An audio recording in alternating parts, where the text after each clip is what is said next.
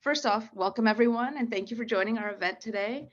We're here to have a frank and open conversation about the $8.3 trillion market of the longevity economy, and this is sponsored by the AARP and Transparent Collective. Just really quickly, I'm sure a lot of you have not heard about Transparent Collective. We are a nonprofit organization focused on helping underrepresented founders, Black, Latinx, and women access the connections and resources they need to build the next generation of impactful startups. We are here with the AARP and Stacey Alexander, who's their VP of Thought Leadership. Stacey, do you want to give us a quick intro on AARP's mission and your work on the longevity economy? Sure, Rohini, and thanks so much for having us. We are really happy to be working with you all. Our AARP is a 60-year-old organization, and our roots are in social innovation. We were founded by a woman, Ethel Percy Andrus, over 60 years ago, who saw a problem, the fact that her fellow retired teachers were living in poverty because there was no safety net for them. And she went about the business of fixing that problem, and she enlisted the partnership of the business sector and the government to make sustainable change. So we've been disruptors and have really worked to find market-based solutions for a very long time for the social challenges that face us. And that's what we do today. Our mission is to empower people to choose how they live as they age. So we fight to build a more equitable society. We advocate for policies and programs that empower people to live longer, healthier, more productive lives. We have over 38 million members, and we have offices in every state in U.S. territory. Together with our partners, we are defining the critical issues, engaging the public, private, and nonprofit sector, and identifying solutions to build a future in which each and every person can thrive. And that is why we're here for this conversation. Every day, 10,000 people in the United States are turning 65. By 2050, a sixth of the world's population will be over 65. And as people are living longer, healthier lives, they are contributing to communities and fueling economic growth well past the traditional retirement age. So this represents market opportunity. This represents fertile ground for products, tools, services, and solutions, all the things that Transparent Collective does. So my colleague Justin is going to do a deep dive on the longevity economy and really kind of help you understand kind of the value, the contributions, and the opportunities that lay ahead. And we hope that you will consider AARP, your trusted friend and partner in navigating and understanding this longevity economy. We hope that this information will be useful to you as you build your businesses, as you activate on your visions and your dreams. And we are here to work with you, to share all the resources that we have. We want to see your businesses thrive because we want to see folks have the products, tools, services that they need as they age. So we see it as a win-win. So thanks again for having me. Thank you so much for that.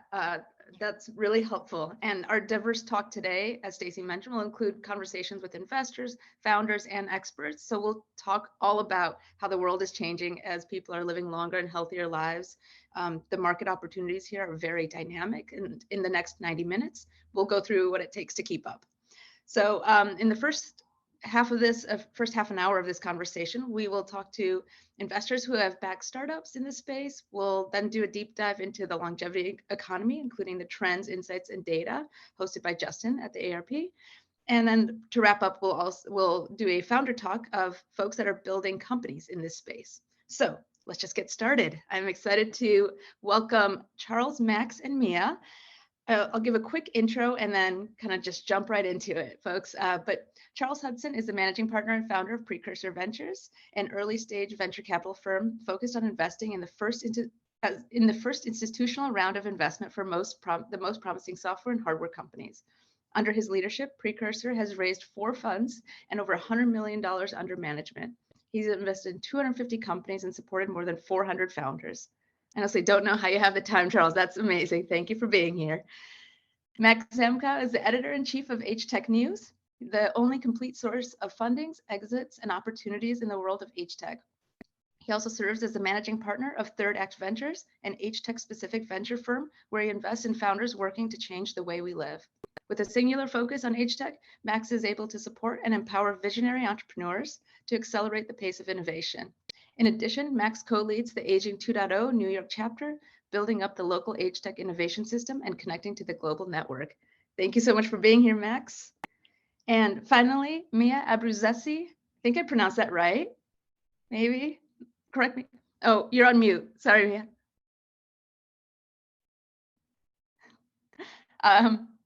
There you go. Yes, Abruzzazzi. Oh. Yes, thank you. Great. Mia is the co-founder of Attention Grace, alongside with Alexandra Fennell. Attention Grace is the first sustainable wellness brand created specifically for women as we age. Mia is an experienced founder with deep expertise in designing, developing, and launching brands. In 2003, she launched Morgan & Milo, a global children's lifestyle brand, which was successfully acquired in 2019. Now, as the co-founder of Attention Grace, Mia leads the brand's operations, logistics, finance, and product development. Thank you so much for being here. Thank you. All right. So, yes, thank you. We appreciate the time. I'd love to start the conversation with kind of an open question with, so both Precursor and Third Act are investors in Attention Grace. So first off, kudos on backing an amazing company with stellar founders, Max and Charles. From the investor side of the table, what do you see as the opportunity investing in the longevity economy? And specifically, how do you assess startups in this space? Is it different than your other early stage VCs or investment criteria that you kind of hear in the industry? Max, you want to go first, or I'm happy to jump in? Or yeah, why don't you go ahead, Charles? yeah, I don't know. We try to look at all the markets we invest in through the same lens, which is founder first. And I think the real opportunity in this industry is that there are other things I work on, B2B software as a service, or maybe consumer software, where the ratio of great founders to opportunity is very different. And the reason I've been so excited about investing in this category is that it's one that many great founders overlook. It's one that they haven't paid attention to. It's one where they maybe don't have a personal experience or connection to it. And I find that people, speaking specifically about me and Alex, just the authenticity of their connection to the problem they're trying to solve. And the reason it's exciting to me is if we all live right and we're fortunate, we're all going to end up in this market someday if we do it right. And so I think investors continue to systematically underestimate the opportunities in the category. And I'm really excited that we're seeing really high quality founders start to gravitate toward this market in the last few years in a way they didn't before. Yeah. Yeah, everything that Charles said is 100% right. And the thing that I'll add is, but in other markets, we talk about product market fit. And in the last few years, we've really started talking about founder market fit. And the beauty of this ecosystem is that because it is so overlooked, and because the people that gravitate towards it, those founders generally are coming with this mission, the amount of founder market fit that you get in this ecosystem is higher than anything I've ever seen. The individuals that I invest in, Mia and Alex, are great examples, are so incredibly passionate about the problem that they're solving, that it just blows most other markets that I've ever seen away. Again, talking about the longevity economy in general, and the exciting part of it is that there's a lot of overlooked opportunity, and there's a lot of money in it, and it's happening. There's no question about whether the population's aging, the question about the needs of us ourselves as we're getting older, and individuals, unlike some other fields, which may or may not happen. Are we going to mine space rocks? Hopefully one day. I don't know. Is Bitcoin going to be the future? Possibly. We're going to find out. But I know for certain that we are aging, and that this population, and we are all underserved as we're getting older. And that's why I think it's really exciting. That's really interesting. I love this idea of that founder market fit, and like both of you mentioned how important it is to bet on the founder themselves. So I guess Mia, on the other side of the table, what was most important to you and Alex as you were building your cap table and choosing the investors? There's almost like a founder investor fit. And how did you decide where the right investors were, and who would be supportive of what you were building and what they would bring to the table? Yeah, it's an excellent question. I think a lot depends on, Alex and I are actually just talking about this last night. I think it depends where you are in your raise and where you are in your funding journey. And so early on, we started raising money two plus years ago. And, you know, we had a very difficult time. We're in a consumer product space. We're in a particular product that requires not an enormous investment in terms of enormous financial investment in terms of product, because our products are relatively inexpensive, but an investment in terms of finding a factory partner that's going to believe in you. So we had a lot of hurdles up front. So we were looking for investors that had to see like the bigger picture and had to see and understand that, or really had to believe in Alex and I and the story we were telling, and had to believe in, that they believed in what we were going about doing and trying to challenge and change was important. And 2.5 years ago, 3 years ago, it was really difficult to find those people. You know, age tech really wasn't a thing. Silver tech, or whatever you want to call it. People's portfolios weren't looking at that as an opportunity. And it's only really recently, over the last 2 years, 18 months or so, that it started to become more and more part of VC conversation, I guess. So early on, it was finding people like Charles and Max, and our first round was led by X Factor, who is a very important supporter of female founders. And we've met with Liz Whitman, who used to own Manicube, which was an old company that she started back in New York that got sold to Elizabeth Arden. And she understood the opportunity herself, because she was a woman, she had aging parents. And so she helped kind of get this started, and we met Charles and all the rest. And it sort of, we were able to gain some momentum from there, but it was not without a lot of challenges, and still a lot of challenges, because, Alex and I are two female founders in the CPG space, and in a space that is, really not so sexy. We launch with incontinence products. And so it's really hard to get people excited about that. And, we do our best, because we are so, we're passionate about it. And we do think we have an enormous opportunity. And we work hard to explain that to people. But, it is important that people do understand sort of the larger mission here. And, mission's probably not quite the right word, but anyway, so we have been able to find great partners that do believe in us. That's fantastic. Maybe that actually sets up the next set of questions for all of you. Why is it important to focus on this target segment, this demographic? Some of you already mentioned, like Max, you said, well, it's a certainty. There's trends that everyone's going to be aging. But how do you sell it to investors, Mia? How did you tell that story? Or Charles, Max, how do you kind of get your LPs to believe in this is a place that we should be investing? You want to go ahead, Mia? Yeah, for us, it was, I was just thinking it's even harder, because we deal with an issue that's predominantly experienced by women. It's not even experienced by men as well.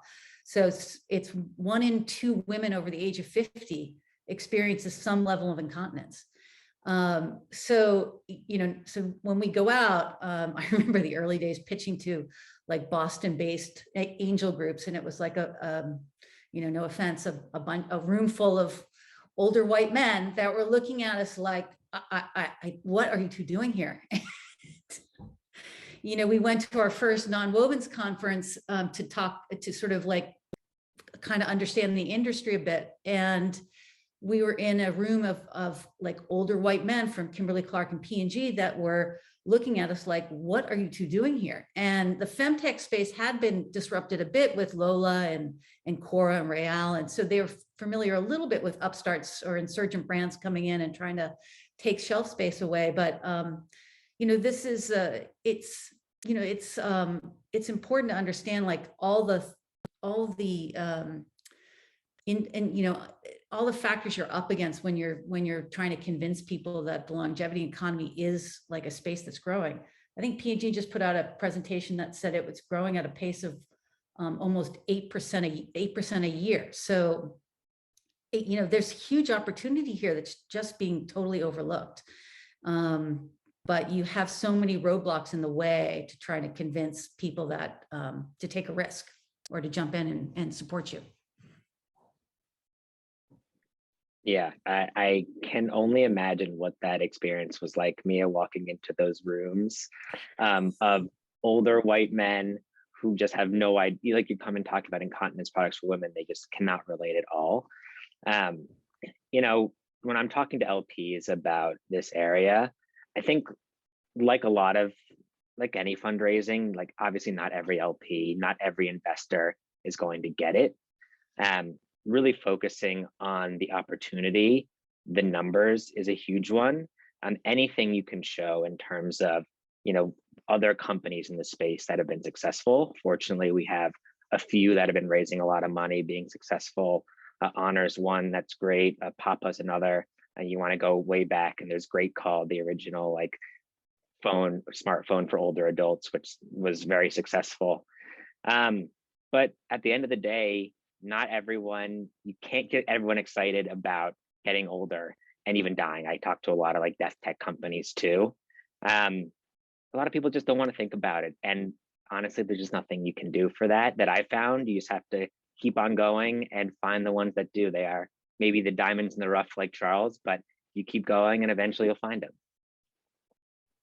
Yeah, I think the other thing I would add is a big part of, I think, our job at Precursor on the pre-seed side is to, I don't want to say see the future, but pick up on trends that something's happening in the market and invest just early enough that you can catch the wave and not so early that you get washed out with the tide. And to go back to something Mia mentioned earlier, you know, we invested in Carrot Fertility a long time ago, back when there wasn't really much of an, and it's similar, there wasn't much of an investor conversation around fertility and the impact it has on family formation. And it was, you know, I think the perception was it was an issue that was largely experienced by women, even though it affects couples. And that was an investment, you know, our investor said, hey, like, this is kind of early. So thankfully, I don't think it's my job for them to see the future or to see where things are going as clearly as I am. It's like my job to make the investments in the companies that we believe in, that we think are headed in the right direction, convince them to trust us. And then we need enough of those things to be right where they eventually learn, okay, generally speaking, these folks have their finger on the pulse of where things are going. They're good at spotting opportunities.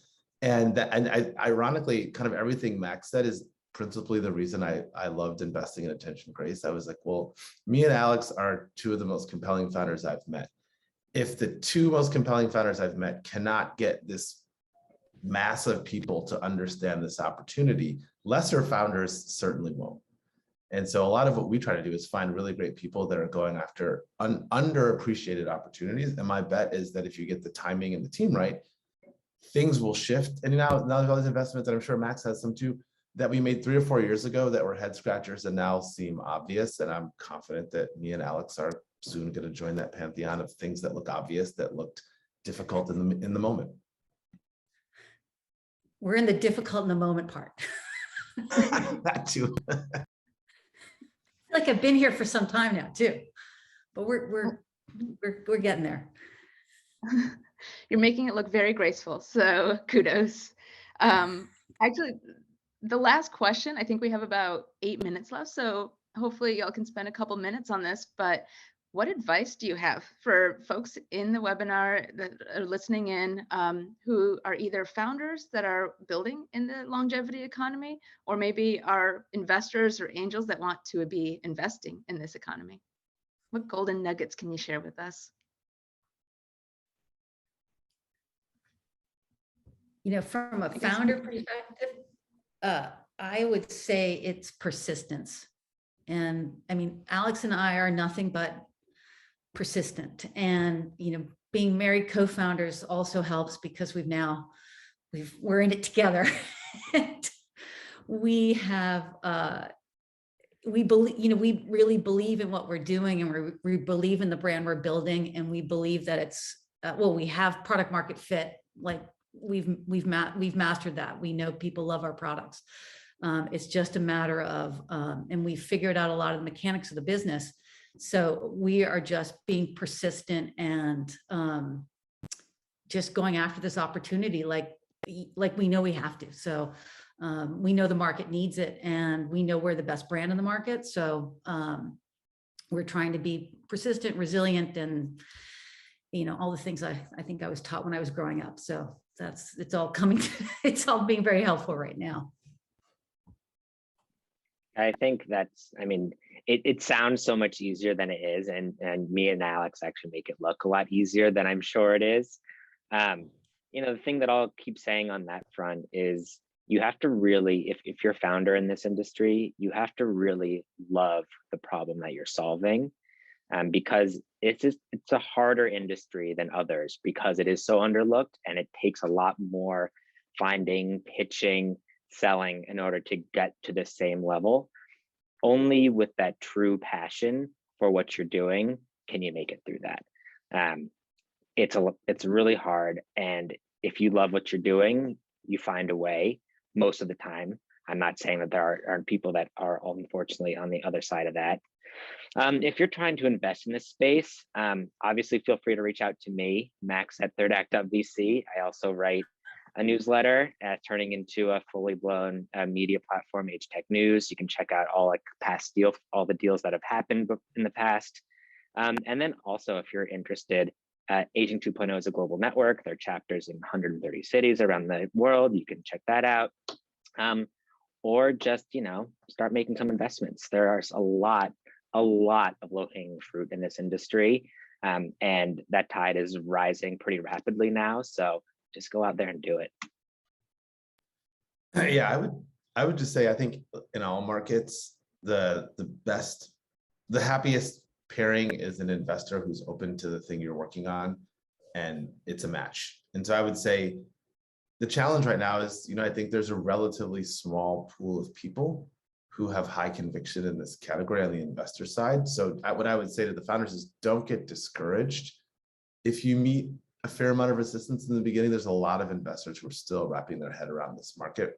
And it probably has more to do with their learning curve than anything specifically wrong with your company per se. Mm-hmm. And second, I would say most of the really interesting companies I've been a part of always started out in markets where investors didn't get it. The reason we have 15 expense management startups that have all raised a ton of money is investors really understand that problem. So you're not going to sneak up on anybody in that category. And so I think the reason that sort of persistence and resilience are so important is you want to be there before it's obvious. If you're there before it's obvious, you get a chance to build, you get a chance to establish your reputation, you get a chance to learn how the market works, so that when it becomes more obvious and when it becomes easier, you're ready for it. And so I tell everyone, in startup land, you get to pick your problems. You can be in a market with few competitors where it's hard to raise money and no one gets it, or you can be in a market that everyone gets it and there's tons of competition and it's a red ocean. And I would say, as a founder myself, I've always wanted to be in the market where there were fewer competitors and where it was easier to build a new brand and stand out than the one where everybody got it. That's great. We actually had a question from the audience. What are just a quick fire, what are some interesting companies you're seeing emerging in the age tech space? And I will put another asterisk on that. Maybe don't mention Attention Grace. What other companies are y'all seeing that you love? If I can just talk, I'll talk about a sector. We've made one investment. So I don't want to talk about just, pumping one of our own companies, but I've been very interested in helping older folks age in place and giving them the opportunity to stay in their homes for as long as possible. So we made an investment in a company called Better Co-Living, which is focused on allowing folks to stay in their home, and think of it more like, Airbnb, effectively long-term Airbnb for older Americans, where the idea is you could basically stay in your home, make it more affordable, and have someone at a similar stage of life living with you. I just think I've looked at 4 or 5 companies in that category. I just think it's a really interesting opportunity and it's a hard problem to solve on the matching side, but I just think it's that's one where I've been spending a bunch of time personally. Yeah, I think that's a really interesting spot. Related to that actually is, there's been a whole new category of companies that have been able to be built in the last few years, thanks to Medicare Advantage being able to reimburse for non-medical things. And the uptake of these kind of special programs in the last few years has been amazing. These health insurers, Anthem, Humana, used to require years of outcomes data before they'd even talk to a startup. And now they're talking to startups basically out of the gate, which is really exciting. Anything from ensuring people have proper nutrition at home, combating loneliness, transportation to and from, whether that's doctor's offices or friends, or all the things that go into health that are not specifically like pharma and a doctor. There's a lot of opportunity, and all these things at the end of the day, like Charles was saying, help people stay in their own homes and age there happily, healthily, and longer. And there's a lot of opportunity in that area that we've been looking into. That's great. Any other companies, Mia, from your perspective? Or has it been 100% tension grace? Can't look at any other companies these days? No, I mean, I was listening in on a panel Max was on last week, I think, or earlier this week. And there are a lot of companies dedicated to social isolation and alleviating social isolation. And, even what we do at Attention Grace, social isolation is a piece of it, because incontinence is something that keeps you from leaving your house. And so we often engage with people that'll say, thank God I can use this brief, and I know I can go out for 2 hours in the car, go for a longer car ride and be protected. And so for women, that's, having a leak is devastating. So social isolation is something that is really important to us. And so companies dealing with that, I think, are really interesting. Yeah, I think there's one coming up on this panel as well. Yes, so we'll have a founder panel in about, I think at 9:00 a.m. Pacific time, but that actually wraps up our investor panel. Thank you all so much for being here. Really quick before we go though, can we please plug all of your social media? Mia, definitely tell people where they can get Attention Grace. Let's just do a quick round of plugs and repeat where folks can find you on Twitter or wherever you want them to ping you. Yeah, so I'd love for people to find us at attentiongrace.com. And we are Attention Grace on social media handles, Facebook and all the rest. Perfect. Max, do you want to repeat yours? I know you already Sure. said it, but I know, I feel like I already plugged. I feel like I did it in the wrong section. Yes, so you can find me at max@thirdact.vc. Check out agetech.news. We're going to be launching again a new site very soon, which we're excited about. And at Zemko, you can find me on most social media platforms. perfect. And Charles? I'm just C Hudson just about everywhere, and I'm just Charles at Precursor VC. Fantastic. Thank you, thank you, thank you. Thanks. We really appreciate the insights and time. And Mia, I guess we'll see you in about 30 minutes again. Yeah, thanks. Fantastic. Thank you all. Bye. And now I'll pass it off to our friends at AARP to provide more context and details on the longevity economic outlooks and deep dives they've conducted. So Justin Leonard is an economist at the AARP, and Justin, I will give the floor to you. Rohini, thank you so much, and thank you to everybody for joining today's conversation. I've been looking forward to this for quite a while. Just before, let me share my screen here so we can get the presentation started.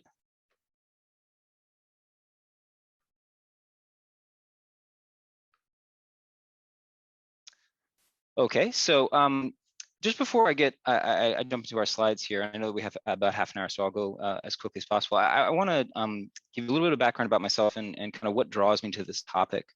So I'm a labor economist by training, and I'm the longevity economy lead at AARP. I joined in December. And what draws me to this topic in particular, when we talk about the longevity economy, we're talking about the 50+ population and its contribution to economic activity, be that paid or unpaid. And one of the things that draws me to it is just it is such a large part, and it is a rapidly growing part of our economy. And we're going to make that point very, very quickly here. Also, it's a population where, contrary to common stereotypes, it's a rapidly changing and very dynamic population where people's choices are changing, how they behave, how they act, what they do with their time, and how they spend their money is changing rapidly. And so it's a very ripe area for research. And finally, despite the fact that it is such a large part of the economy, it's an area where there's a ton of possibility for innovation, both in public policy and business, in any category that you can think of. So it's an area where basically we have a lot of progress to make, and I hope to make that point today as we go through these slides. So the very first thing I want to talk about, again, is just the size of the longevity economy. Rohini mentioned at the beginning of the presentation that if we're just talking about GDP, this is the value of goods and services produced in the United States, the contribution of the 50-plus population is about $8.3 trillion. That's measured in 2018. That represents about 40% of overall nominal GDP in that year. If we include things that are unpaid, that could be volunteer activities, that could be unpaid caregiving, that's an additional $745 billion, leading to a total contribution that we measure at about $9 trillion in 2018. That includes $2.1 trillion of state and local taxes, federal, state, and local taxes. It also includes nearly 90 million jobs that are supported in some way by the 50-plus population, be that actually actively participating, actively working, or through their consumption supporting jobs. And these are jobs that apply to multi-generations, to the entire workforce. So essentially, it's a huge part of the economy. In fact, if we thought about the longevity economy in the United States as its own separate country, it would be the third largest economy in the world, ranking well ahead of Japan, basically in between China and Japan in 2018, 8.3 trillion. Again, that's just measuring market activity. And if we project forward and we think about how that economy is going to change, it's going to become an even larger part of the US economy over time. So this is results that we produced in 2019, updated in 2021, the forecasts because of the COVID pandemic. But basically, if we think about 2018 and we go forward to 2030, 2040, and 2050, we see growth in the contribution of the 50-plus population to US GDP from 8.3 trillion to 26.8 trillion in 2050. A big fraction of that will be wages and salaries. That's a growth from 5.7 trillion to 17.7 trillion. And also the number of jobs supported by the 50-plus population will grow significantly from, again, just under 90 million to over 100 million, 101.7 million. So again, these are all very, very large growth rates over this period of time. If we're just talking about direct spending, so this would be spending on goods and services, already the 50-plus population, their spending accounts for a majority of total goods and services spending in the United States. In 2018, it was 56 cents out of every dollar spent. And we expect that to grow. Our projections say that in 2050, that'll be about 61 cents, so about a 10% increase during that period. Now, I just talked about the size longevity economy, tried to emphasize that it is already a very big part of economic activity in the United States, and that it's a growing part of economic activity in the United States. And for that reason alone, it's something that businesses should care about. It's a large market, and ignoring it is ignoring a huge chunk of economic activity. However, there's a few other things about the longevity economy that I want to emphasize. One of those things is going to be, or I should say, the two big things that I want to focus on in this presentation are going to be about changing choices. And the first thing I want to talk about is how the workforce is changing and what that means for the longevity economy. So this first figure here denotes labor force participation from January 1990 to February of 2022, so just last month. This is based on the current population survey. That's the standard survey used in the United States to measure things like unemployment. And there are two time series reported here on this graph. In red on the top, that's labor force participation, where we're excluding survey respondents who have a disability that precludes them from participating in the labor force. That's the preferred measure these days. However, that data only go back to 2008. So in order to give you a longer sense or a longer time horizon here, I also included a separate time series, which goes all the way back to 1990. And the thing that I want to emphasize here is how much labor force participation, especially among the 65-plus population, has increased in this roughly 30-year period. It's essentially nearly doubled. If we're going back to 1990, about 11.7% of the 65-plus population in the United States was participating in the labor force in some way, either actively working or looking for a job. That increased to nearly 20, I should say above 20%, nearly just over 21% right before the pandemic in February of 2020. That was its peak right before the pandemic. Now, of course, a big topic recently has been the Great Resignation or the Great Retirement, a very sort of common theme in news media has been this idea that a lot of people are retiring early or exiting the labor force. And I want to point out that that is true. You do see this decline starting with the pandemic. However, it represents a relatively minor, I would say, relative to this overall 30-year period, a very minor and probably pretty transitory shock. It's actually, we don't have March data yet, obviously, but there are some additional recent indicators that are suggesting that people, particularly the 65 plus, are sort of unretiring at higher rates, and that we should expect these the labor force participation to continue its long run upward trend going forward. So this is one thing, just to emphasize that historically already, if we look at the patterns of older Americans and their behavior, they're increasingly working, and that has big implications for how they spend their money, how they spend their time. And of course, if you're going to market to that group of people, then you want to understand that kind of pattern. So thinking about going forward, I just talked about the kind of past labor force participation of the 65 plus population. This is a figure that the Bureau of Labor Statistics published last year. They do every year, they do something called their employment projections program. And that's where they take a 10-year look at what they think the labor force is going to look like 10 years into the future. And I think one key figure in this graph, it demonstrates two observed periods, 2000 to 2010 and 2010 to 2020, and then one projected period 2020 to 2030.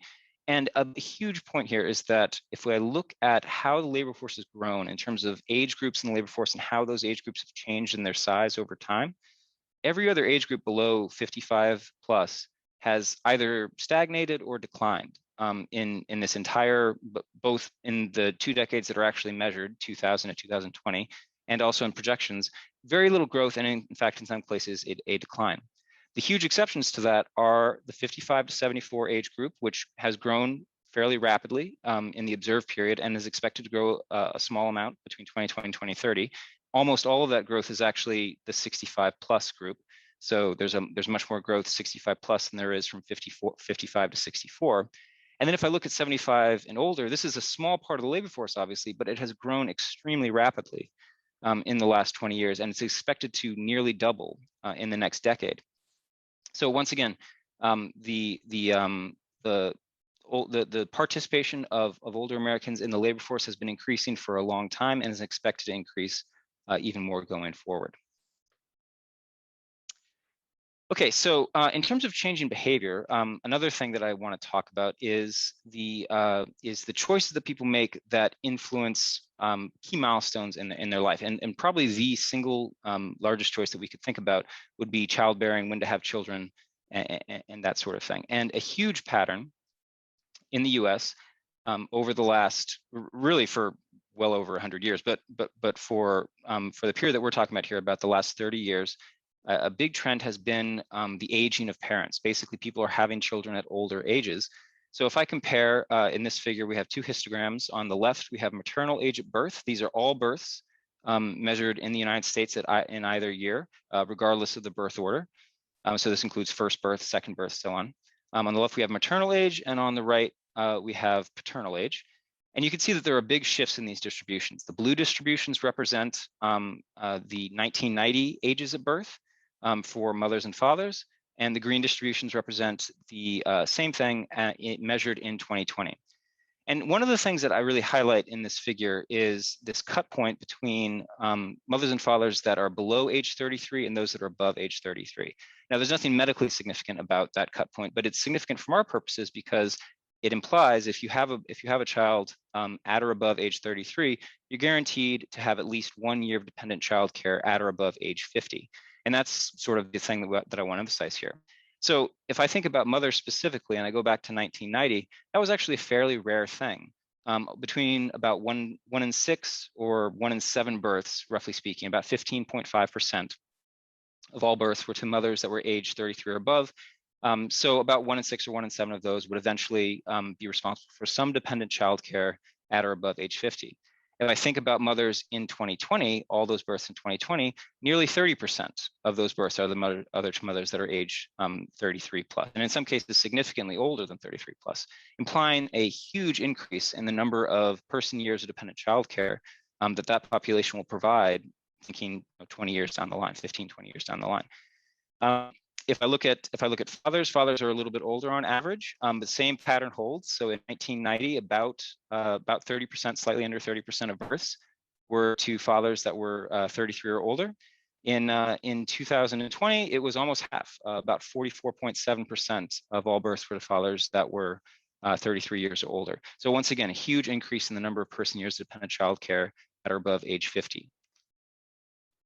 Now, one thing that I want to emphasize here is that this is a pattern that we see across all racial and ethnic groups. Really, if we were to cut the data by any major category, we could look at education, we could look at other values, anything that's basically available in birth records. We're going to find that across almost every group you could consider, ages of parents are increasing over time. So what I've plotted here, if you look at the black dashed line, that's all births across every in the given year measured. I'm reporting here the percentage of births that are to parents that are age 33 plus. Another way of thinking about this is that these are the percentage of births that are going to require some dependent childcare that are above age 50. So as we've already discussed, for mothers, that value increases from 15.5% in 1990 to about 30% in 2020. Fathers, 29.7% in 1990 to 44.7% in 2020. And it's the same story if I look at white non-Hispanic, African-American non-Hispanic, Hispanic all races, or if I look at other race non-Hispanic, same pattern everywhere. The levels vary by category, but everybody is trending upwards. So this is something that will apply to essentially every demographic segment. Parents are getting older, and that means that they're taking care of children at later stages of their life. And that, of course, influences their consumption patterns. So if I were to think, we use this cut age of 33 plus, thinking that a dependent child is any child that's between age of 0 and 18. But if we think about going further out, we could talk about education expenses, talk about higher education expenses later in life. It used to be that mothers and fathers would tend to pay for college in their 40s, perhaps early 50s. Now it's increasingly becoming the case that mothers and fathers are going to be paying for college in their 50s and 60s, in some cases intersecting with their retirement decisions. So these are all very, very important things to consider. Basically, parents in the United States, they're fundamentally changing the timing of some key decisions in their life, and that influences how they spend money and who they're spending money on. Another, and really the final point that I want to talk about here, and something that I think really hits home for a lot of people on the call, is the importance of tech and the adoption of tech by older Americans. So if we were thinking about investing in tech or investing in a product that was that's tech oriented and aimed at older Americans 10 years ago, an argument against that might be that tech is just not a very common thing for older Americans. Not many older Americans owned a smartphone. They tended to not be on social media. Basically, they didn't involve themselves very much in tech, and as a result, didn't get a ton of investment. Now that has changed rapidly over time. If I look at just smartphone ownership, I should say that these data here are based on Pew Research surveys. Pew Research has done a lot of great work about older Americans and their use of tech over time. This is just one example, one survey that they've done. They've repeated this survey several times, basically every 3 years, going back to 2012. And you find that if I'm thinking about smartphone ownership, for example, about 13% of the 65 plus population reported owning a smartphone in 2012.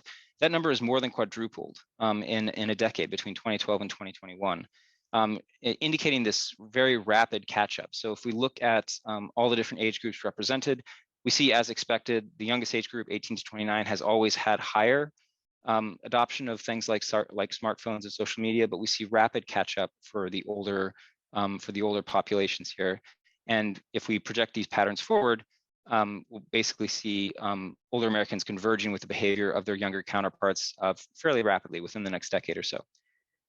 So anyway, that concludes the point or the presentation here, all the points that I wanted to make. I know I probably went through pretty fast, but I'm happy to take questions. And thank you so much for giving me the opportunity to present.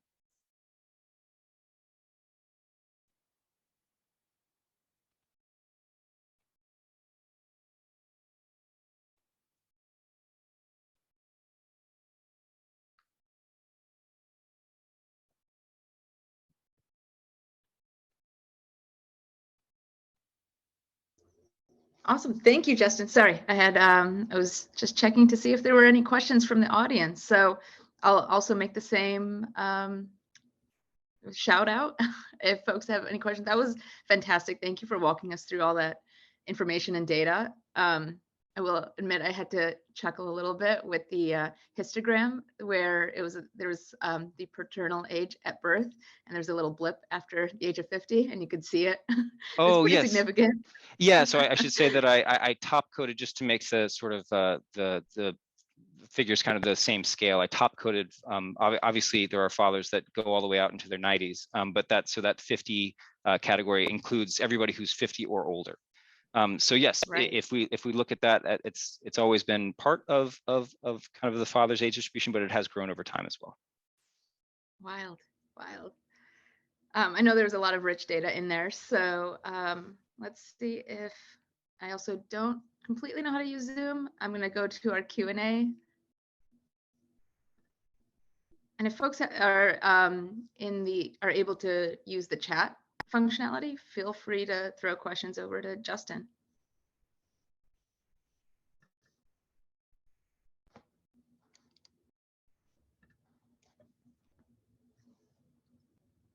Thank you, Isaac.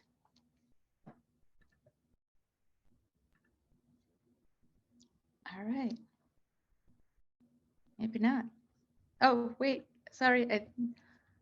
There's a question. Could you repeat the percentage increase of people having kids over 33? Can we go over that piece of it again, Justin? Oh, you're on mute. Sorry, I had to do it at least once. If we're talking about mothers, the percentage goes from about 15.5% in 1990 all the way to 29.9% in 2020. That's including all mothers across all racial and ethnic groups.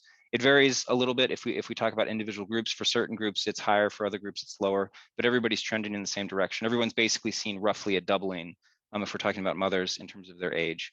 For fathers, it's a slightly less percentage increase because fathers in general were older before.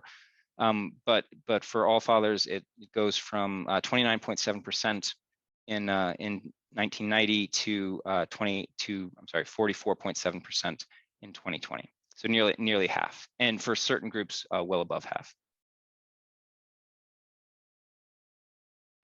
And Justin, I don't know if you can see the question from Fran.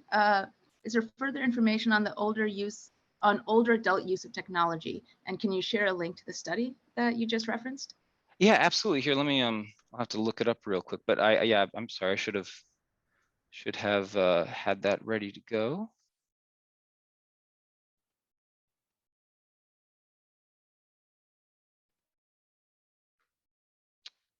So I'll share one.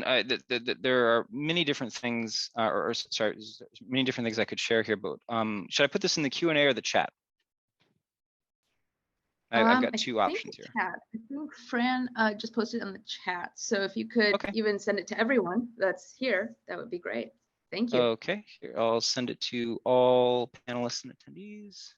I think there's one that's okay. Yeah, that should be the same. So this is a site from the Pew Research Center. It includes you'll actually see at the very top the article that we drew the figure that we present from. But there's actually a few other articles in here. It's really a great resource to talk about what the research they've done. Of course, AARP has also done a lot of work about older Americans and how they spend their time, how they use technology.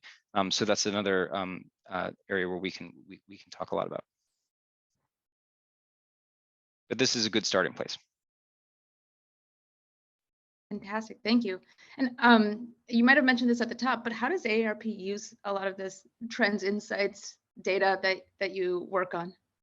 Well, one of the major things that we use it for is, again, we like to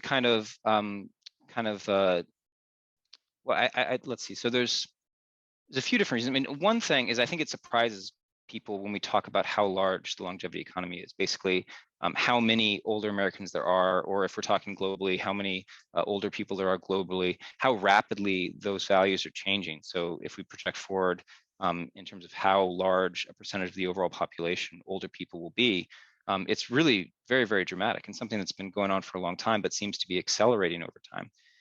So that's one thing, is we try to emphasize to people basically how big a segment of the population and how big a segment of the economy older people are. But the other thing that we like to emphasize, particularly with the later information that I shared, is that the behaviors of older people are changing. And those behaviors have many different economic implications. So the products they're buying are going to be different.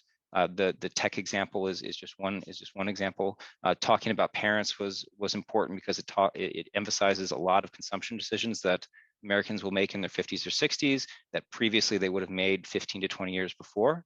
So those are some big changes. And I think another thing that we do when we talk about the longevity economy, we try to emphasize that because of all these changes, even if I'm talking to businesses, for example, or if I'm talking to entrepreneurs, even if your product or service doesn't specifically target older people, it's quite likely that the longevity economy actually should influence your decisions because it's such a large part of the market. And because older people, even if they're not buying the product or service themselves, they're likely to be a purchaser of a product or service for their children, for their grandchildren. Basically, they're such a large part of the economy that it would be pretty foolhardy to ignore it. So those are some of the major things that we use this research to discuss. That's very interesting. Any other questions from the audience? We have a few more minutes. You don't get a lot of opportunities to talk directly to an economist, so feel free to throw questions in.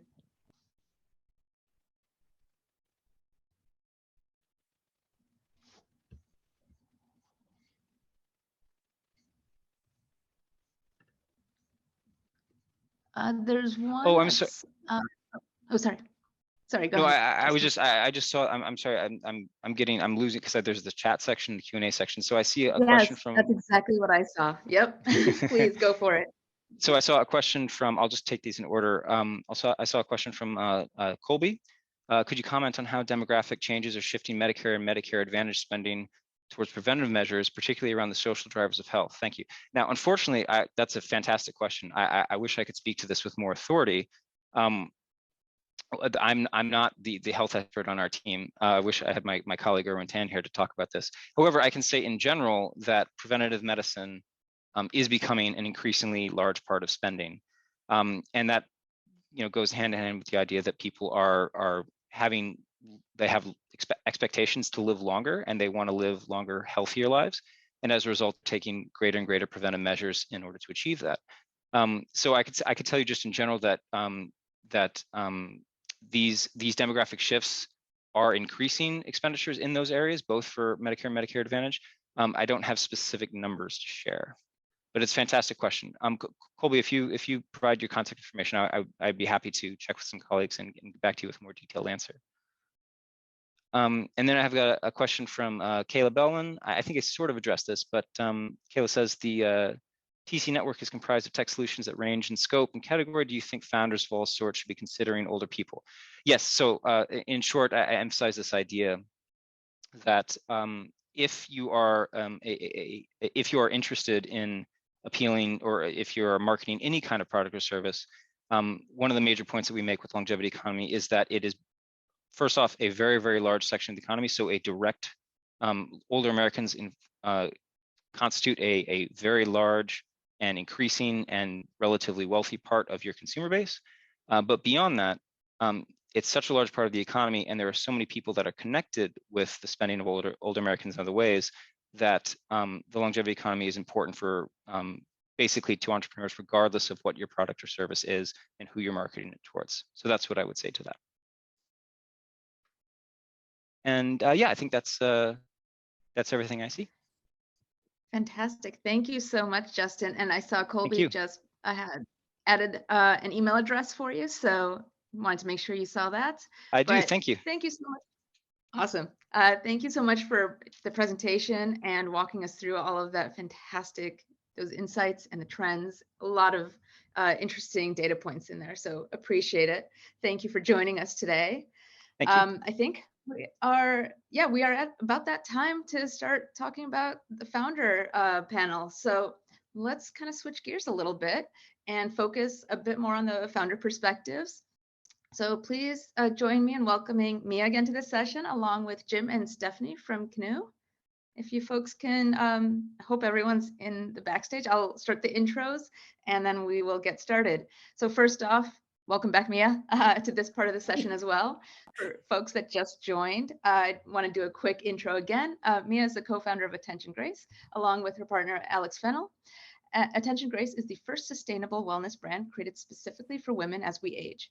Mia is an experienced founder with deep expertise in designing, developing, and launching brands. In 2003, she launched Morgan & Milo, a global children's lifestyle brand, which successfully was acquired in 2019. Now, as a co-founder of Attention Grace, Mia leads the brand's operations, logistics, finance, and product development. Thank you for being here. Thank you for having me again. Appreciate it. We also have Jim Margraf, who is a co-founder of Canoe and a serial inventor, entrepreneur, philanthropist, author, speaker, and an energized dad and husband. Since 1994, Jim founded 6 tech companies and is now on his 7th with Canoe.com, which is already receiving awards from the AARP Innovation Labs and CES AR Awards. Jim's previous ventures include well-known companies such as Stratacom, Leapfront, LeapPad, and iFluence, which he recently sold to Google. Thank you for being here, Jim. Thanks, Rohini. And we also have Stephanie Myers, who is the head of content at Canoe. Stephanie has always been a fan and champion of children's media, receiving degrees in mass communications and educational psychology and counseling, specializing in early childhood education. She has applied and developed her expertise and knowledge within the children's interactive media field. Over the past 20 years, Stephanie has produced children's video games, mobile apps, and other educational interactive content for iconic brands like Disney, Nickelodeon, Sesame Workshop, the Jim Henson Company, and PBS Kids. Thank you for being here, Stephanie. We appreciate it. Thank you for having me. Of course. And I actually also heard there might be a quick demo that we might be able to see of Canoe. Is that right? There is indeed. Yes. There is indeed. I Awesome. thought. Maybe we can start off with that. Okay, thanks. Great. Well, again, Rohini, thanks. Let me give some context, and then we'll kick the demo off. We're addressing the problem of intergenerational family connection and support for older loved ones connecting to younger loved ones. We know that as people age, we know loneliness kills, and this affects all people. And we also know that there's an incredible desire and a need for people, for all people to connect, but particularly for people as we age to remain connected, to be relevant and have purpose, and to be able to continue to grow in our lives. So we're looking at a solution that allows that to happen, where a grandparent can be virtually, remotely connected with a grandchild. And there are solutions that have done this before that will take put games in a video chat, for instance, which is okay. The challenge you have there is the relationship the video becomes gratuitous. You've got video chat in a window and the kids are playing a game and they're looking down, and it doesn't really matter that they're playing with a grandparent or that they're playing with a piece of software. And the big problem though is what we call the Johnny problem, where grandma wants to talk to Johnny, who's 4, and gets him on Zoom or FaceTime, says, "Hey Johnny, how are you?" "Good." "What are you up to?" "Nothing." And then Johnny runs off. And mom chases after him with her smartphone, and Grammy feels negligent. She feels as though she's not been able to support him. And so we said, how do we address this? So going beyond just video chat and dropping games into this, we go beyond FaceTime and do 3 things. One is we support the play with a character who is in the video chat with the child and with the adult, who facilitates gameplay. The character appears and it guides both, which engages the child instantly and relieves the adult. The second thing we do is the type of games we offer are truly co-play. So it's co-play, not just play where one's playing, the other is playing, but it's co-play, and they work together, they bond, and they grow. And the third is we offer guidance to the adult privately on things to say and do and how to interact with the child. So the adult cannot lose, and the results are incredible. So we'll show you a few snippets of how this works, and then talk about our company, and Stephanie will talk about ideas on founding and more. So let me with that. All right. Let's see, I'm going to share my screen. Hold on, Steph, let me get my screen shared. Oh, sorry. Okay, there we go. I was overly excited to start playing. Here we go. Okay, so what you're seeing now is Cody, Stephanie can select some activities. Stephanie, what would you like to play today? Let's play pizza, because that's my favorite. Okay, we have activities that are role-playing, open-ended, they're focused on learning, intensely focused on social emotional learning, 21st century learning skills, collaborativity, creativity, And here we go. One pizza coming up. Tap on the Alright. question mark tray to add a super secret topping So to your pizza. if you look at Stephanie in the Zoom We have a window, you can special see whiteboard Stephanie and her from tablet. Clover I'm on my Menu. tablet. This There it activity is. should end. So we have two video calls going in this session at the same time, one in Canoe, K-I-N-O, and one in Zoom. So we can both work together. Steph, you want to, let's put some things on this pizza. So Sure. watch You Steph, can't, you'll see her. can't have pizza without lots of cheese. Okay, let's see. Ooh, that looks good. I love some mushrooms, and we can choose options to put on here. Go ahead, Steph, what do you like? Broccoli. Ah. Sweet broccoli. Please come to me. And he likes broccoli too. So the kids can play with a character, and you'll find surprises along the way. Loves pickles. So we've got this other character, Kadu, who's a pickle thief. And now and then we find out that I love whipped cream. and Cody comes in and talks sometimes, but not all the time. Okay. And of course, we could clear this off. And I could say, Stephanie, do you know what that is? That's an S for Stephanie. Yes, yes. Okay, Steph, what would you like to play next? So, You know, I like traveling to the moon. okay, so we included games that are relevant to kids today. So space travel is a hot topic. So this one shows how we use video and facilitate the interaction between the two. And you'll see prompts and support. So it begins with Cody telling us what to do. Let's go on an adventure. We'll start by taking pictures for your space passports. Okay, first, put your heads into the window frames. Smile. And take a picture with the green. Do you like it? If you do, tap next. Okay, we'll make a keep that one. selfie, like this, Okay, Steph. and take the picture.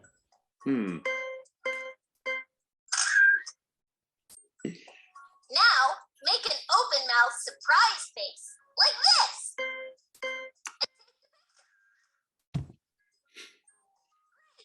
Here are your Now, passports. we each have a You're different ready view. to go. If you, Stephanie's screen shows her passport, mine shows mine. So we don't always see the same thing, but we get to support each other. And when we move forward, first thing we do is get ready. So we teach something about where we're going. So Stephanie, do you know red? Can you set the top two dials? And I set the bottom one if I choose to, so I can turn the dial. And when we're ready, okay, Steph, you want to count down? Yep. So watch her on her tablet. 4, And off we go. 3, 2. Now here's where, if you notice, there's a prompt that appeared on my screen and not on Stephanie's screen.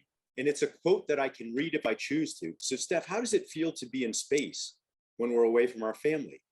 So these type of ideas come up. And by the way, little things happen along the way.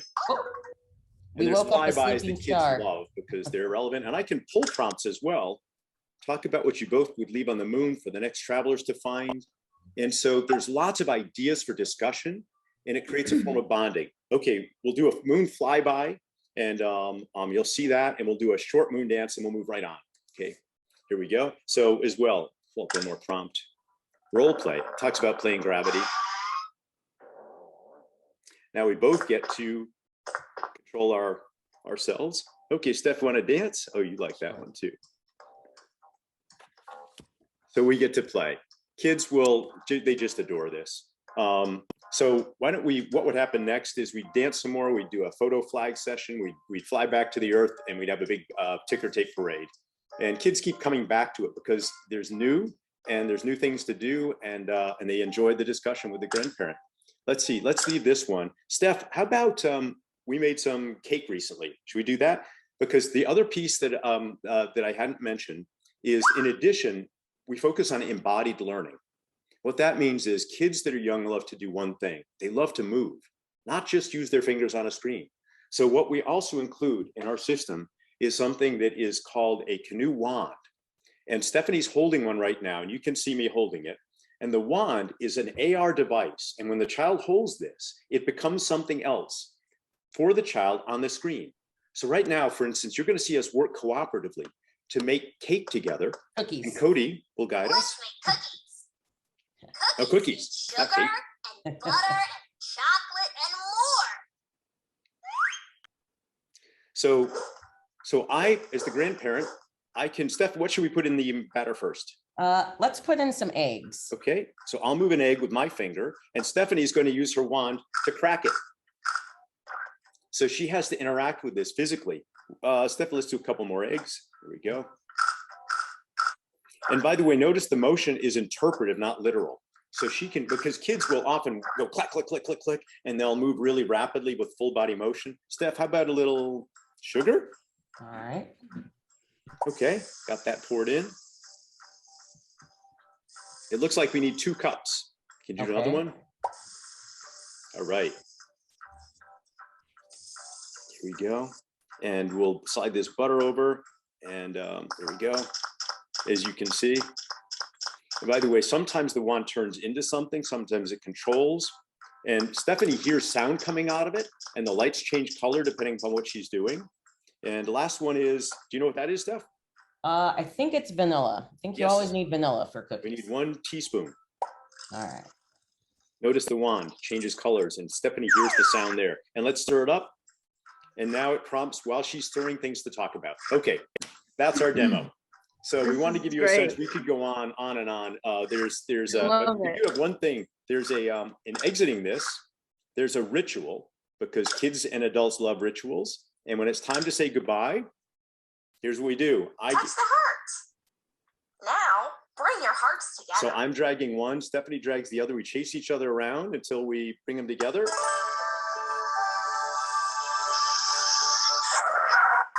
Goodbye. There we go. So you have just a taste of Canoe. I can tell you that you'll hear what the challenges are, what we're learning as founders, and why we're finding this is something that we think has an extraordinary future over the coming decades.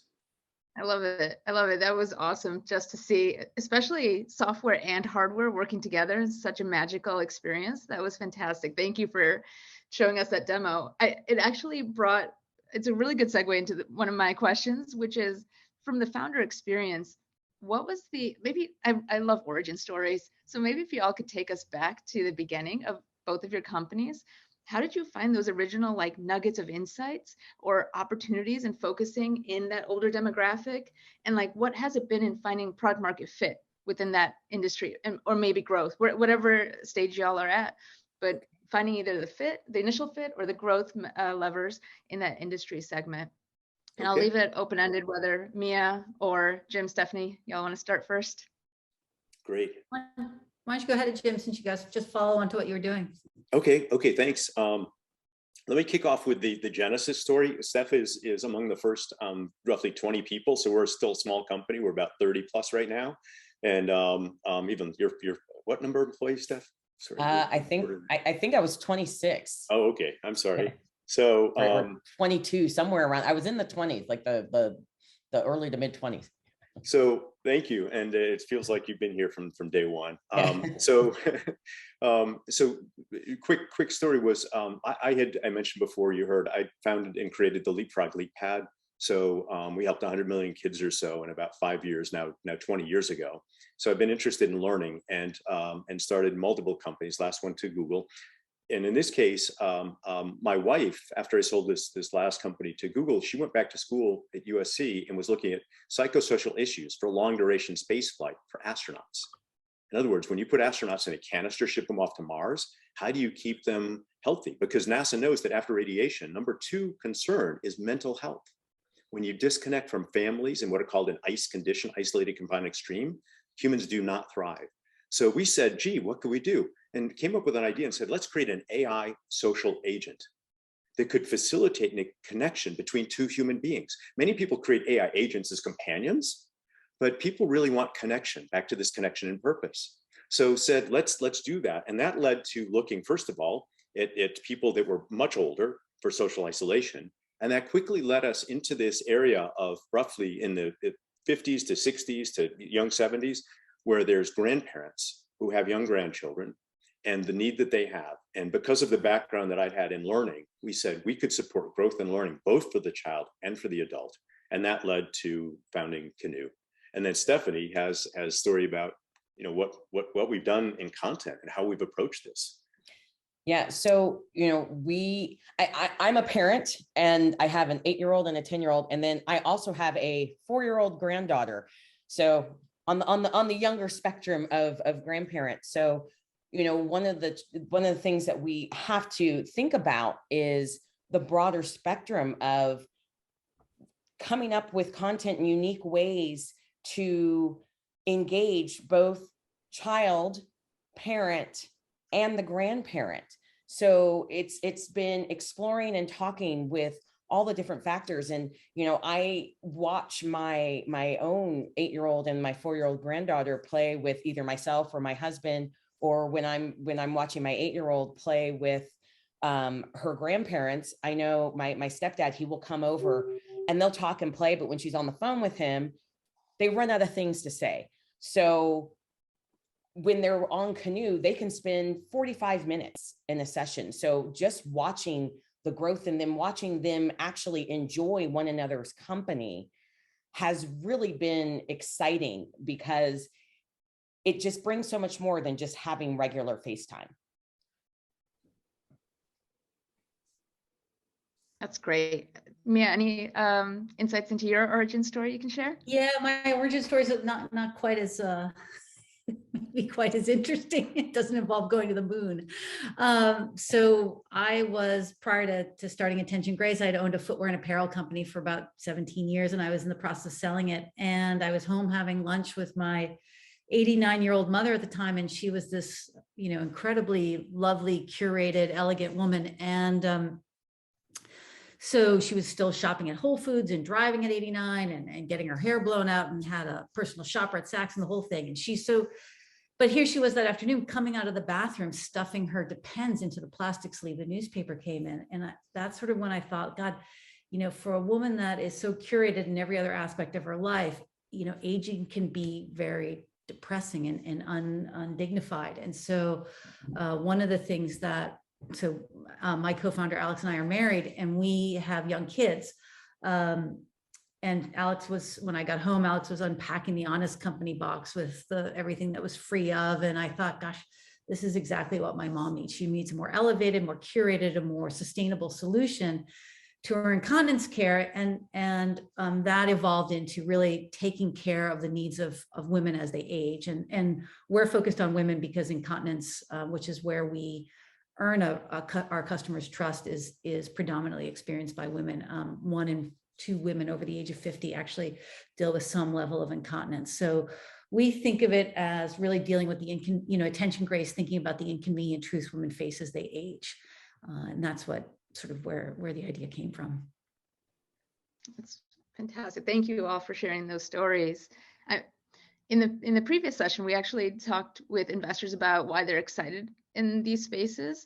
From the founder perspective, though, can you all please share what it means to be a founder focused on the longevity economy and unique challenges that you face in building products and services for this segment of the population? Because I imagine it's very different than building the next crypto company. So what are some of the unique perspectives and stories you all have? I was on listening to Max and team at the beginning. I love the term, and I had not heard the term founder market fit before, and love it, because this is the discussion. It's a hard market. It is tricky to find, to communicate in the right way to people as they're moving through life and at different ages and stages. Just like you have to look at age and stages of kids. So we're looking at this multi-generational, intergenerational opportunity and challenge, and understanding the needs of those people and looking at the nuance, because in this case, you've got family connectedness, and you've got the relationships between family members that vary greatly. Some are very close, sometimes it's hands off. The beauty is when you can find it. And what we do is we look at what's occurring for 2 people, and we build models of those individuals, and then we can look at how best to support them as a dyad, as a pair, and also how to support them as individuals. And when you can do that, you can help them really grow. And you see breakthroughs that happen there as well. We see granddads. We get notes from grandmoms, their wives, that say, I haven't seen my husband this playful in decades. He just has come to life. And we've given him permission. We've given him permission to give himself permission to play that way with a young child, and found the inner child within that adult. So that's pretty exciting. But figuring out how to do that takes Stephanie and team a lot of research and work to make this happen. And this goes back to what I was saying with that, being able to come up with unique and innovative activities and content that engages the child, the parent, and the grandparent. Because, you know, we could focus on one segment or the other, but they all have to work in tandem. And that's what's so wonderful about our product, is that parents have a nice feeling that it is providing a service for relationship building and connection between their parent and their child, which during just regular phone calls may not happen. So, you know, and then you have the child who may or may not see their grandparent on a regular basis, being able to have fun and a play date with them. And while they're playing, sharing all the fun stuff about what they're doing, what's in their life. And the grandparent then can, as they're playing things, oh, and this is what I did when I was a kid. I remember making pizza with my dad or with my grandparent. And when we do get together, what do you say? We make a pizza together in real life. Or what do you say? We bake cookies, and we can bake the cookies that we see here, or we can come up with our own recipe. So it's that opportunity for all three generations to come together and really continue that relationship and build upon it. Being with Super youth, interesting. simply put, being with youth makes us youthful. I love it. I love it. It's especially with Canoe. I love how you kind of described all of the people that have to be part and parcel of that experience, because you'll have the parents that are usually making that connection between the child and the grandparent. And then you'll have the kid that loves making pizza. That was a cool demo. And I especially love the insight of like, hey, put a prompt for the grandparent to ask the kids about these things, because otherwise, you're right, it kind of does become how's your day questions. And you don't get a lot of that, you know, the depth of just understanding how the kid's feeling or having that relationship built. And the prompts are so important, because I know what I worked on a project at the Jim Henson Company where we were trying to teach science and use a television show for science. And we had to put prompts in there because parents weren't comfortable or didn't feel comfortable teaching. So this is very similar. Not all grandparents are comfortable just talking with their grandkids, and they may not know what to say or how to engage. You know, there are some parents or grandparents who just jump right in and don't really need the prompts, or they use the prompts just as a reminder, or they rephrase them. But then there are some that really need a little more structure. And then we've seen through our testing that once they start using the prompts and continue playing, then they no longer need them and are able to come up with just a dozen different things that they want to talk about and relate to with their grandchild.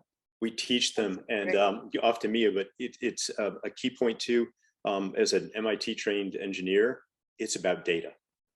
And it's so easy to miss that fact, because you can get excited about emotion, enthusiasm, good product and response. But we architected this from the start to capture extensive data on all aspects of play, which ultimately allows us to train our AI. But for right now, we're just scripting. Right now, we're learning and scripting and watching use. Our average session between an adult and a child is 40 minutes. 40 minutes. Really? Yeah, That's 40 fantastic. minutes. That's average. Up to the longest one thus far on a single day is 3 hours, a little over 3 hours.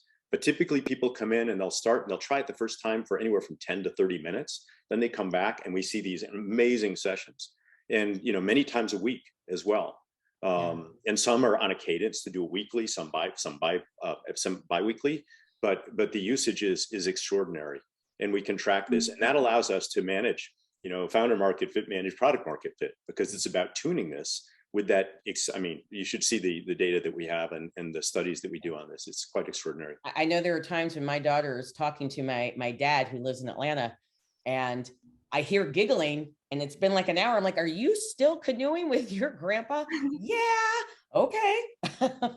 We get complaints that the kids say, the parents will say, the biggest challenge I have is my mom has to find a way out of the canoe session because the child wants to keep playing. My neighbor Zaza, Patchouli with the Golden State Warriors, his mom is in Georgia, the country of Georgia, and they're 12 hours difference. So typically the daughter Nutza comes on at about 11 in the morning, which is 11 at night.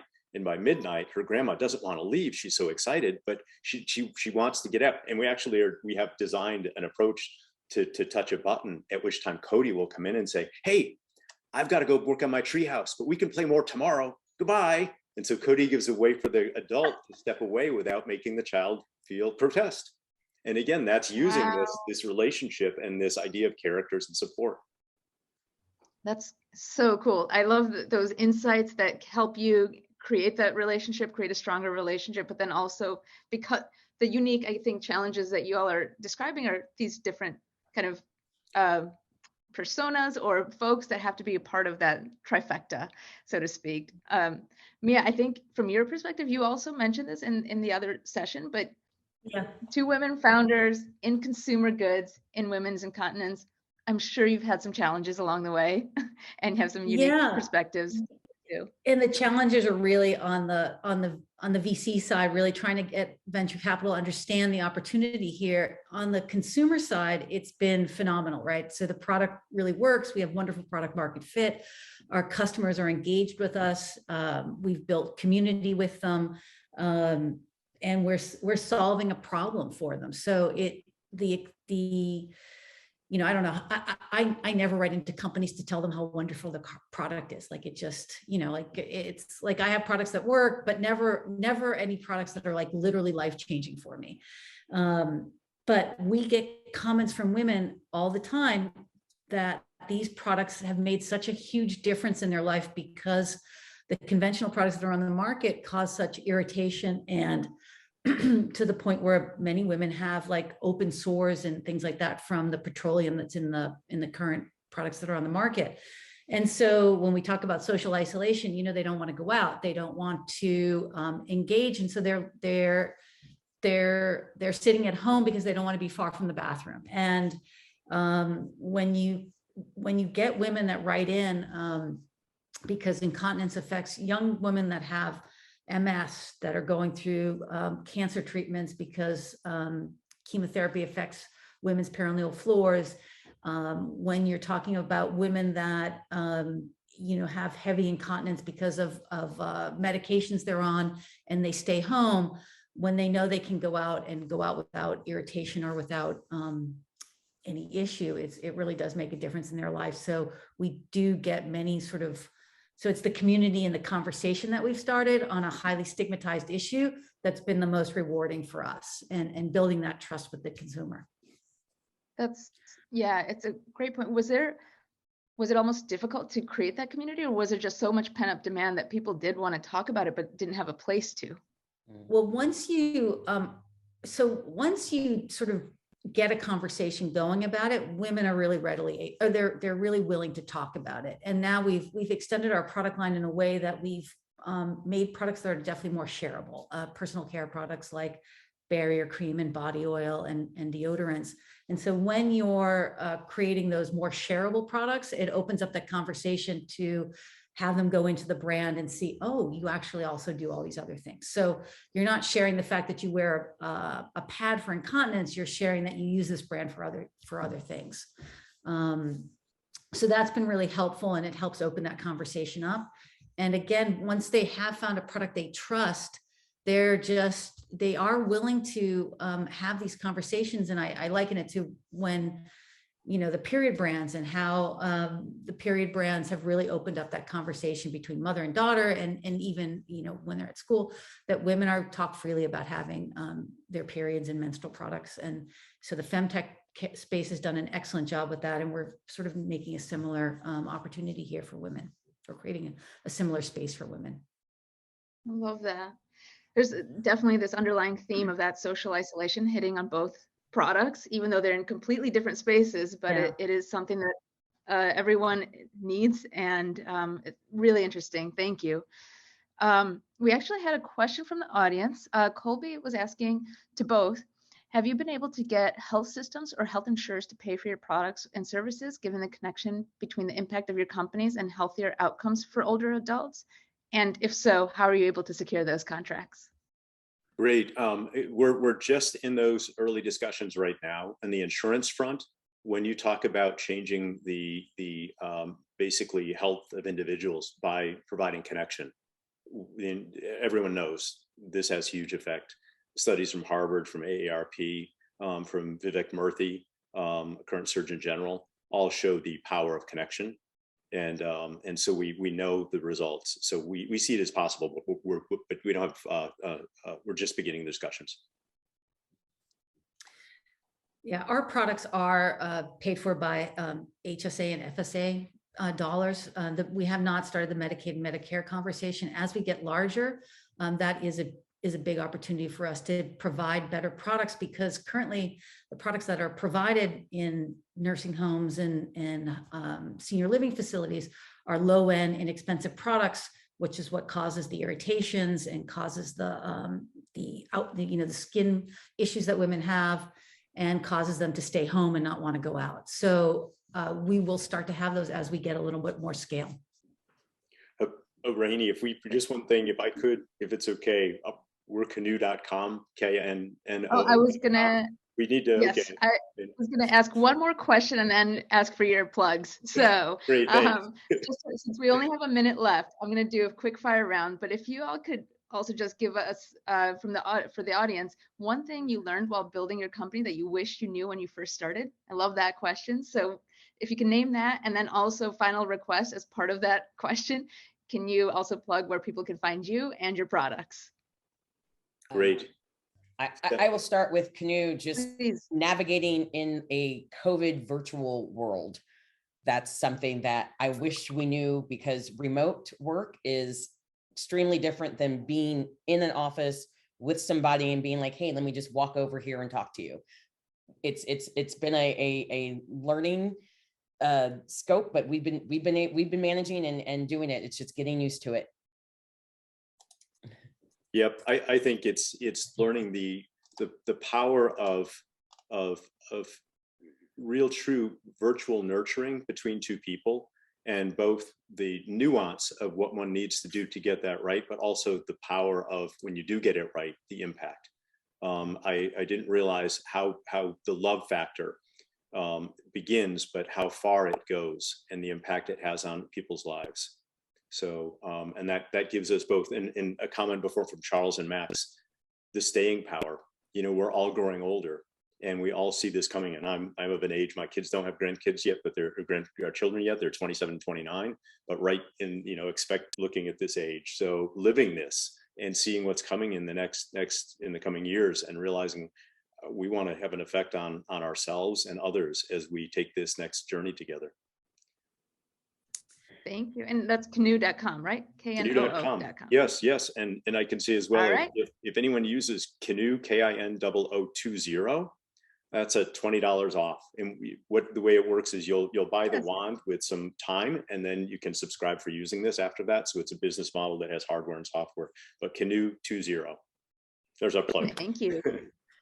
And we're at attentiongrace.com. And I would say the community building aspect of what we do is the most surprising to me, of how successfully we've been able to do that, and how wonderful our team's been building that community.